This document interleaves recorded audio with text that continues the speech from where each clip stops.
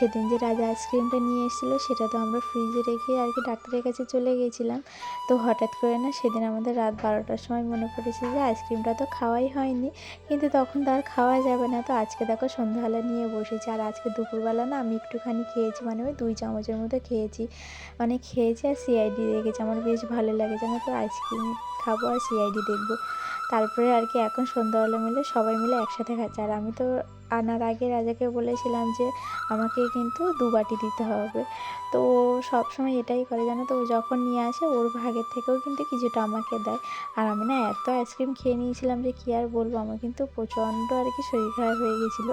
মানে এত কষ্ট পেয়েছি সেদিন সারা রাতে যে কী আর বলবো। আর আমাদের মতো মনে হয় পাগল খুব কমই আছে যে এই ঠান্ডার মধ্যে আইসক্রিম খাবে। অবশ্য এখন ঠান্ডাটা একটু কমে গেছে, আর গরম আসছে মানেই তো এখন বেশি বেশি করে আইসক্রিম খাওয়া হবে।